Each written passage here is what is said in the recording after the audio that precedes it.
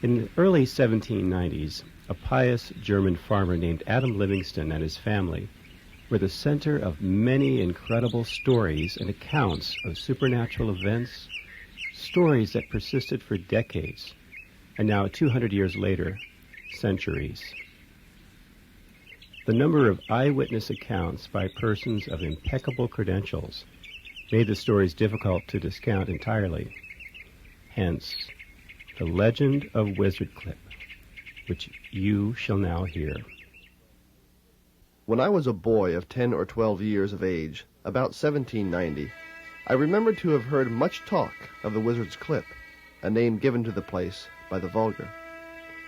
A Mr. Francis McAtee, a very wealthy and intelligent Catholic, told me that he had never given credit to the wonderful tales of spirits haunting people, but that the affair of the Wizard's Clip was then of such notoriety and was related by so many and such respectable men, both Catholic and Protestants, that he could not refuse to believe it.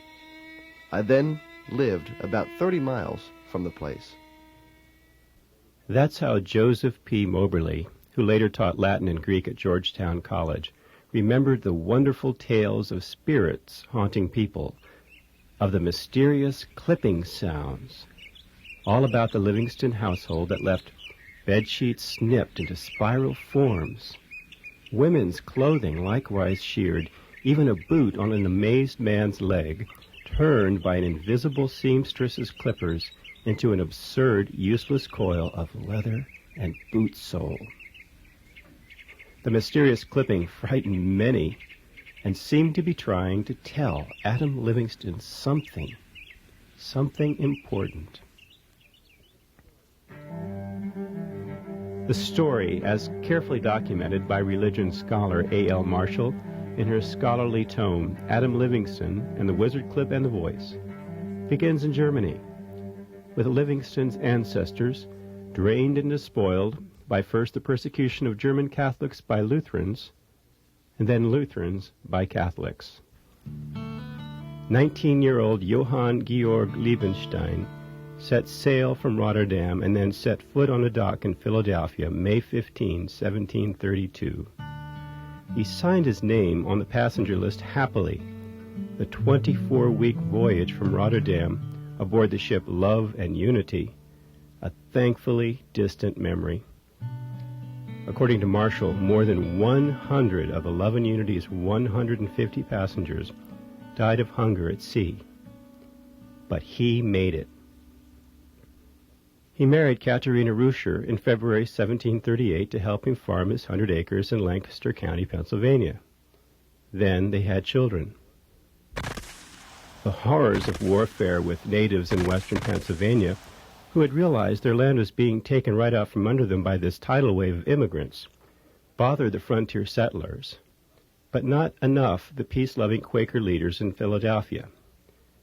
Pennsylvania was the only colony that had no plan of self-defense, as French traders increasingly began inciting natives at war against the settlers.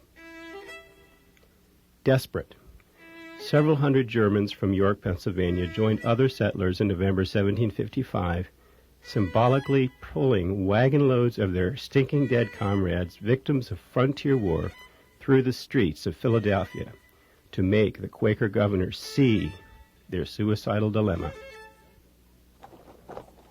Now, the younger Liebenstein saw it differently. With his Americanized name of John Adam Liebenstein, he left the first chance for a more protected state, the state of Virginia.